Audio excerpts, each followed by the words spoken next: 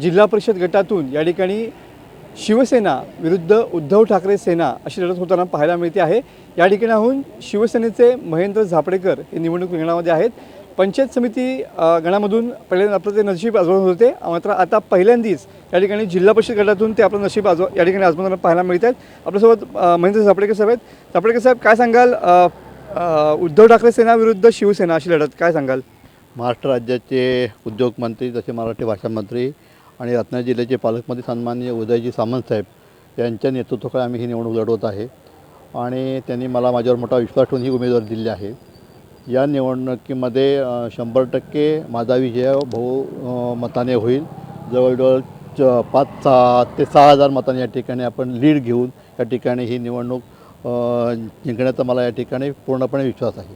बरोबर आहे, पण पारंपरिक उद्धव ठाकरे सेना विरुद्ध शिवसेना अशी लढत असताना काय असेल विजयाचं गणित? विजयाचं गणित म्हणजे या माझ्यावर जो विश्वास ठेवून सायमन साहेबांनी मला उमेदवारी दिली आहे ते या ठिकाणी माझं गेल्या 20-25 वर्षातील त्या भागातील काम बघून आणि 100% जनतेचा विश्वास माझ्यावर आहे। यापूर्वी 2 वेळा पंचायत समिती निवडणूक लढवल्यामुळे मला प्रशासनाचा चांगला अनुभव असल्याने अनेक विकास कामे मी त्या भागातील मार्गी लावली आहे। त्यामुळे जनतेचा विश्वास माझ्यावर पूर्णपणे आहे, त्यामुळे ही निवडणूक मला एकदम सोपी आहे। या जिल्हा परिषद गटाचं नाव पहिल्यांदा या ठिकाणी बदललेलं आहे। अशा वेळी तुम्ही निवडणुकीला या ठिकाणी सामोरं जात आहे, कसं सांगाल?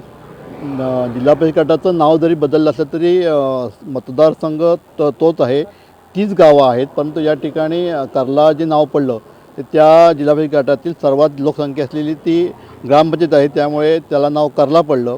पूर्वी आत्ता कर्ला होतं, पूर्वी हरचिरी होतं, परंतु हे हरचिरीसुद्धा या ठिकाणी जी ग्रामपंचायत या मतदारसंघामध्ये आहे, मतदार तेच आहेत, त्यामुळे त्या मतदारांचा माझ्यावर विश्वास आहे, त्यामुळे निवडणूक लढवणे मला एकदम सोपं आहे।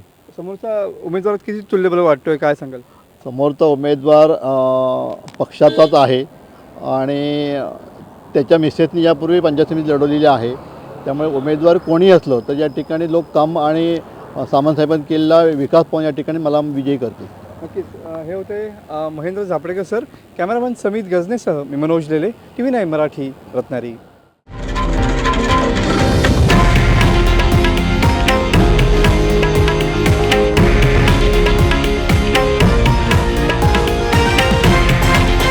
हे आहे देशातील नंबर 1 न्यूज नेटवर्क आणि आपण पाहत आहात TV9 मराठी, एकमेव।